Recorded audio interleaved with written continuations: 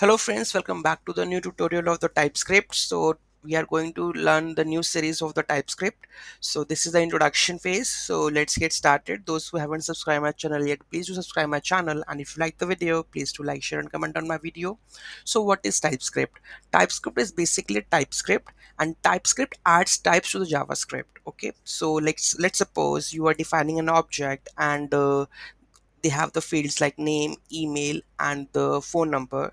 So if you're defining the type right on the top of it, like name should be the string, phone number should be a number, okay, or the string. So when the compiler runs, it automatically shows you that the name should be a string and the phone number should be a number, so that it minimizes the chances of mistake in the code level, right?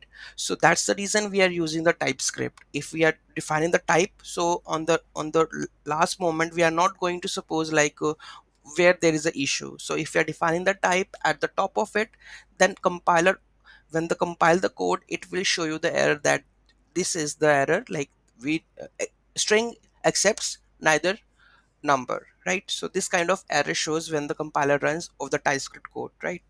So why TypeScript adds the type to the TypeScript to help the speed up the development. Okay, so it helps it speed up the development by catching the errors before even the run. So you will get to know about when I turn into the phase of the development.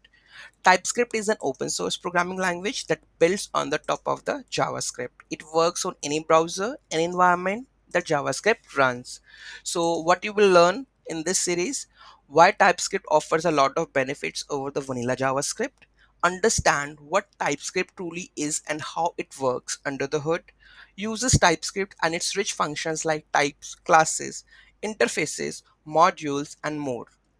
So basic knowledge that you require to learn this series, that is the basic JavaScript knowledge and the ECMA knowledge, right? So that it will help you to grasp more things in the TypeScript, right? So in the next video we are going to much go in deeper why the TypeScript, what are the advantages of it in the next video.